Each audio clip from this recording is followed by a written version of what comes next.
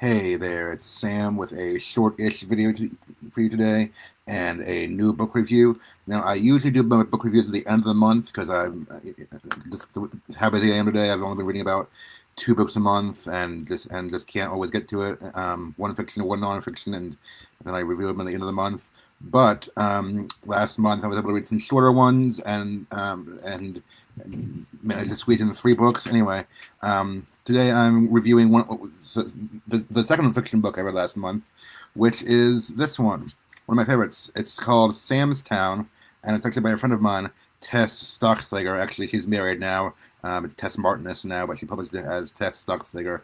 I've interviewed her before on this video series on my Fractured Fiction podcast, and I've appeared on her podcast, which is called It's Lit Time. So you may have heard from Tess before. And I just did a TikTok video about this book like a week or two ago because I was just starting it. Yeah. I'm also doing videos on TikTok, short ones, trying to figure that out, but follow me there too. But let me tell you about Sam's Town and why I like this book and why you should read it too, because it's really great. I actually read this book. Well, first of all, I was in a writing group with Tess for a while there, where we shared each other's writings with a group and critiqued them.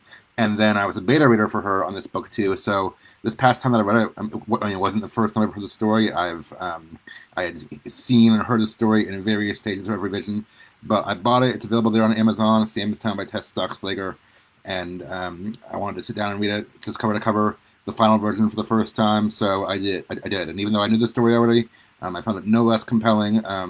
Still very interesting. Still captured the characters. Sam's Town is what I would call a zombie apocalypse drama novel. Maybe a dramedy. I mean, there's some humor in it. I wouldn't say it's primarily a comedy, but there's some lighthearted situations too. I'd say it's overall more lighthearted in tone than like The Walking Dead or something like that. But there's still zombies, but they're not the main focus. The main focus really is on the characters, the human characters, which I'd say is also largely true of The Walking Dead comics and sometimes the show. But anyway, so I'll tell you the main character here. His name is Sam. No relation. No, that's a coincidence. I mean, you can ask Tess about where her idea for Sam came from. I think she's maybe talked about that before. But the main character here, in the cover illustration, his name's Sam Larson. Before the apocalypse, he was a comic book artist.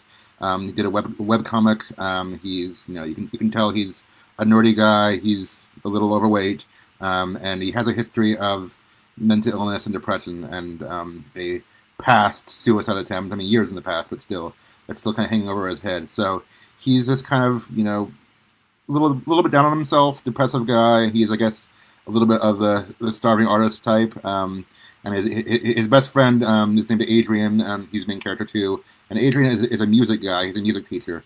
And he's maybe in a little bit better shape, but not like super athletic or anything. So it's mainly about these two guys who are, not really, athletic, gunslinging warrior types, trying to survive the apocalypse. And I mean that there's human connection in it too, and they look for Sam's family and eventually come to his hometown of Minnesota, Hibbing, Minnesota, which is a real town. I think it's where Bob Dylan is from, which is mentioned in the book. That's why it's called Sam's Town. But it's mainly about these two guys, these two ordinary, nerdy, for lack of a better term, guys who are just on this journey of survival and friendship and family and such like that. And I know from talking to Tess, she wanted to make a zombie novel where the main characters were not quote unquote useful. I mean, we believe hopefully that all human beings are valuable and such, but it seems like movies and shows often portray people as having these useful skills, a lot of them are good at combat, and if not, they're good at like maybe other things that are useful for survival, like building buildings or making weapons or things like that. And these two guys aren't quite good at anything that has to do with that. I mean, again, they have their own skills that were useful before the apocalypse. They have art and music and things like that, which we believe are valuable to humanity. But what is that going to do in a zombie apocalypse? That's the question.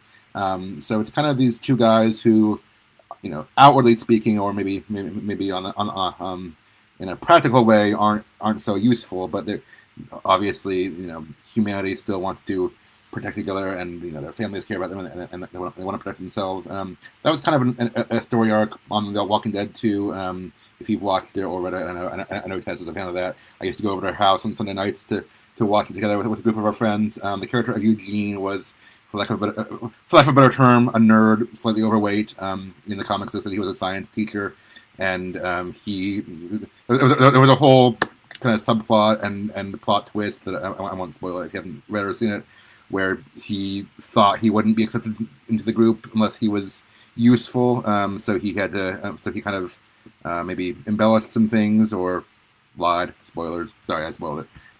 To make himself seem useful, but he didn't have bad intentions. He just wanted to survive. Anyway, he ended up doing sciencey things and making weapons for them and stuff like that. But I mean, so I guess like another tangent. But shows like The Walking Dead and stuff, which is my main exposure to zombies, they have dealt with this concept. But I know Tess wanted to delve into it even further. I mean, what if you couldn't even make weapons? Like what if you're not, you know, maybe a nerd, but like, what if you're not a science nerd? Like, what if you're an art nerd or a comics nerd? Like, I mean, honestly, if I was in the zombie apocalypse, I probably wouldn't be much better than this Sam. I mean, I've never fired a gun. I'm smart-ish, but not in science. My degrees are in literature. You know, I think I'd be maybe the morale booster or whatever of the group, but and hopefully maybe a moral compass. But as far as combat, I do my best, but I'd be no better than average, maybe worse. Anyway, that's a tangent. This is a really great book. It's character driven. It has a lot of heart. You know, Sam is a character I can identify with. I mean, not just because he shares my name, but for well, a lot of the reasons I mentioned of being a nerd and struggling with things like that. And I really think, you know, he's an everyman. I think a lot of people who have felt like this have felt maybe nerdy or out of place in society, or just have doubted your own worth, things like that. I think you can identify with Sam and Adrian too, hopefully. So they go on. They drive across the country and then zombie infested country, and I'll tell you a little bit of the plot, but not spoil much of it. They pick up a girl, a hitchhiker, another survivor named Ramona. They eventually do get to Sam's hometown and find some of his family and old friends, and they form a little community there and fend off the zombies. And so I know this whole time I've been telling you about it, but I haven't talked much about the zombies.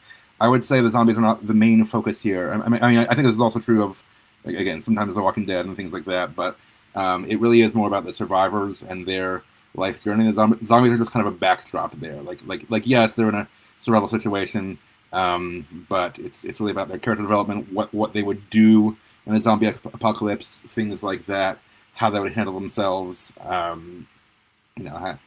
it challenges them, and obviously it brings up some memories of Sam's depression and things like that, and people keep thinking he might be suicidal again, and he's not, but it's that that whole tension of it really just uses the zombies as a backdrop, but it really explores the human drama of it. So I recommend it definitely to zombie fans, even if you're not a zombie fan, if you've never read a zombie story or watched a zombie movie or anything. I think you could enjoy it. If you're concerned about gore, it's not overly gory. I mean, I don't think so. Then again, I've watched 10 seasons of The Walking Dead and read the whole comic series, so maybe I could be desensitized a little bit. But I mean, I don't think Tess goes into overly much description of blood and gore. I mean, yes, it's a zombie novel, stuff like that happens, but it's not like. But for one thing, it's text, not pictures. For another thing, I don't think she goes into it overly much. So don't worry too much about that. With my advice, I think if you just like good character-driven stories with a lot of heart, and that deal with some real issues of humanity, like mental illness and family and friendship and the value of humans, things like that, I think this is a great book. Again, I've read it. I've read this cover to cover only once, but I've read different revisions of it, and heard. So I guess I've read the whole thing in different stages at least twice, and then heard Tess read parts of it, on her own and at our group. And I highly recommend it, having read it more than once. It's a great story. It's just the characters have really captured me. The themes have really made me think, and these are characters I want to see more of. I think she is planning to write another book of this series. I'm not sure. At least one sequel she's talked about. but I don't know any updates on that. I'll have to have her on here on the podcast again, and so you can hear from that. But Sam's Town, Tess Stockslager, it's available on Amazon. It's recommended for any zombie fans, certainly, but even any good story fans, human interest, human drama fans, I'd recommend it. And let's see. Christopher has some comments in the. I'm going to try to read what you're saying. Hey, glad you're able to join us, Christopher. Thanks for commenting in. You said magical art could be good as a weapon as swords and artillery if executed right. Yeah, that's a part where Sam tries to use his pencil knife to kill zombies, and Adrian tries to use, I think, his guitar or something like that. It kind of works. I mean, if I was in a survival situation and I had to use a weapon for some reason, there are things around me that could be weapons. I have a pair of scissors here. I mean, I don't want to think about that too much, but some of us have been in situations where we've had to wonder about that. I've never actually haven't happened to me. Well, okay. Side note, tangent. When I was during my first year of teaching, there was a threat to the school. It ended up being a kid pulling a prank, so there was no actual threat, but we were all on guard, and I was like, "It probably won't happen, but just in case, just in case it comes to that, because these things happen these days." I had to ask myself, what can I use? What around me could I use as a weapon if I absolutely had to? Anyway, that's a side note. So anyway, we wondered about that, and she finds creative ways to do that. But I mean, it's not. I think there are some of the people in the town use guns, but Sam and Adrian don't really use guns because they're not used to that. If I ever was in a situation like that, where I had to fight for my own survival, I would need training with a gun because I've never really shot one other than maybe like a BB gun or rifle at summer camp or something like that. But anyway, I'm not against guns necessarily. This isn't a political thing. It's just that it's not my thing. I haven't gotten into it. Anyway, I'm veering off from the topic. Sam's Town, Tess Stockslager, really good book. I recommend it for all the reasons I just said and more. And I think you'll really find the character of Sam endearing if you just even with the first chapter or two and get into it and see how it is. It's on Amazon for I think maybe $10. It's not much. Anyway, I wanted to also pivot from that and just give an application to writing because in addition to reviews, this is a writing podcast. So I would say whatever genre you're writing in, a lot of us are doing speculative fiction. A lot of us are doing various forms of sci-fi, fantasy, or horror. Obviously the zombie apocalypse isn't real, that kind of thing. Whatever genre you're writing in, make sure the characters are real. That's what I'll say. Make sure the human drama of the characters is here. It is real. I'm writing a superhero story. My intention was to make the characters, real people. They just happen to have powers. They're not these larger-than-life demigods. They're, real, down-to-earth people who struggle with things like guilt or anxiety or anger. They're flawed characters. In other words, is what I'm saying. We could give lots of examples that have done this well in media and such, but sci-fi, fantasy. There's extraordinary circumstances, yes, but ordinary humanity. Extraordinary circumstances, ordinary people, ordinary humans. And I think that's what this book does well too. Extraordinary circumstances, zombie apocalypse, ordinary humans, Sam and his friends and family, and they deal with the human drama of that. So apply that to your writing, whatever your genre you're writing in. Make sure your characters are believable and connectable to the reader. And go check out Sam's Town by Tess Stockslager. This is a great example. Anyway, have a great weekend. Hope it's fabulous for all of you. Thank you, Christopher, for chiming in the comments. And keep reading, writing, and doing the things you do. I'll see you guys later. Bye.